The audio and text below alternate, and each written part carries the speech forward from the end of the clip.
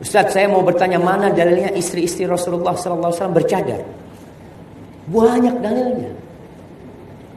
Istri-istri Nabi. Jadi kalau bicara dalilnya ini, para sahabat Nabi itu berjumpa dengan mereka.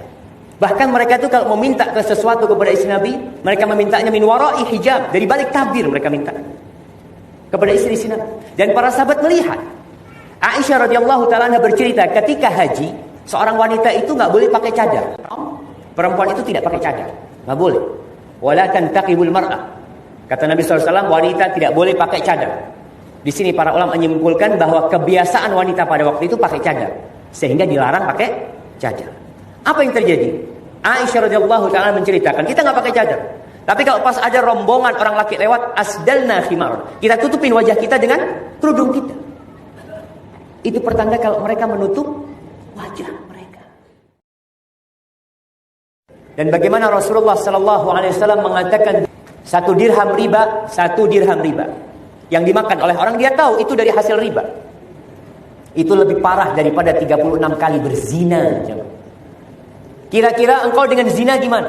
A'udzubillah minaz zina, Allah mudah-mudahan dijauhkan 7 keturunan dari zina. Tapi riba, kau biasa-biasa aja. Riba, ya gimana Ustaz, sudah terpaksa. Nggak ada cara lain. Kau sudah meremehkan di hatimu tentang dosa riba. Di situ pada riba lebih parah daripada 36 kali berzina. Ada 70 pintu dosa riba ini. Yang paling ringan seperti apa?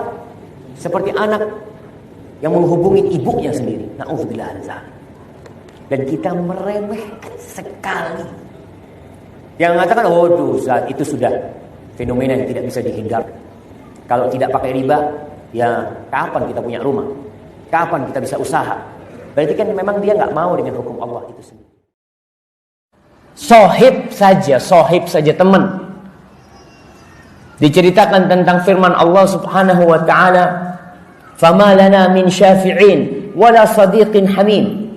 Hasan al-Basri ketika mentafsirkan ayat ini, dia mengatakan ini peristiwa di neraka nanti. Di hari kiamat. Tatkala ada seorang yang masuk surga, kemudian dia ngomong sama Allah Subhanahu wa taala, "Ya Allah, mana sahibku, temanku yang biasa duduk sama aku, yang ngaji sama aku, kok nggak ada di surga?"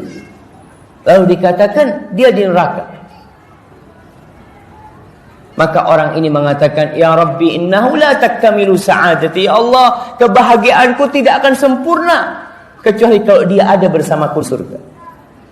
Maka di sini orang itu dikeluarkan dari neraka masuk ke surga dengan syafaat siapa? Sahibnya. Maka orang ini mengatakan, "Ya Rabbi, innahu la taktamilu sa'adati." Ya Allah, kebahagiaanku tidak akan sempurna kecuali kalau dia ada bersamaku di surga. Maka di sini orang itu dikeluarkan dari neraka masuk ke surga dengan syafaat siapa? Sahibnya. Maka di situ penghuni neraka pada bertanya, "Fulan kok bisa keluar dari neraka?" Siapa yang memberikan syafaat kepada dia? Apakah para nabi yang memberikan syafaat kepada dia? Para rasul, malaikat-malaikat Allah, atau ada di keluarganya yang mati syahid yang bisa memberikan syafaat? Atau siapa? Enggak. Yang memberikan syafaat kepada dia itu sahibnya dia. Maka penghuni neraka tatkala itu berteriak mengatakan, "Fama lana min syafi'in wala sadiqin hamim." Kita enggak punya orang yang memberikan syafaat, dan kita juga tidak memiliki teman-teman baik yang ingat sama kita. Ada alternatif dengan memindahkan penyakit. Dari manusia dipindahkan ke ayam. Kalau penyakitnya berat, ini harus pakai sapi. Iya jemaah. Dan mereka melihat ini sihir. Jadi kanker umpamanya. Ini kejadian di Jakarta. Itu orang habis 80 juta akhirnya. Karena harus pakai sapi, pakai macam-macam. Padahal dia punya keponakan dokter. Dia ngasih tahu, "Jangan paman," kata, "enggak, ini benar nih," kata dia. Subhanallah. Kankernya itu jemaah hilang dari tubuh. Sapinya dipotong, ada di sapinya. Bayangkan. Ternyata jinnya itu nutupin kankernya. Ketika diperiksa, nggak kelihatan kanker. Oh, udah sembuh. Berapa hari mati. Dilihat ternyata kankernya masih ada. Dan itu permainan. permainan cari fulus.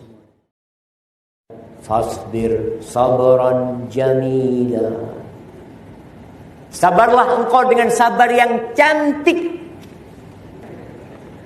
Jamaah, sabar yang cantik itu sabar yang tidak ada di dalamnya mengeluh. Kita kadang kala, ana sabar tapi curhat sama semua orang. Kau sabar tapi kau belum cantik sabar. Sabar jamil yang tidak ada tasyakki kepada makhluk. Innama ashku bathi wa huzni ila Allah. Kita kadang-kala kan kalau ada masalah cerita sama semua orang. Iya, saya sudah sabar Ustaz. Tapi gimana Ustaz ya supaya lebih sabar lagi? Ya belum cantik sabarnya. Ketika kau sabar yang cantik, tidak ada orang yang tahu. Kita kadang-kala kebalikan. Kalau lagi kena musibah satu kampung tahu. Satu kampung ya. Tapi kalau lagi dapat nikmat sohibnya nggak tahu.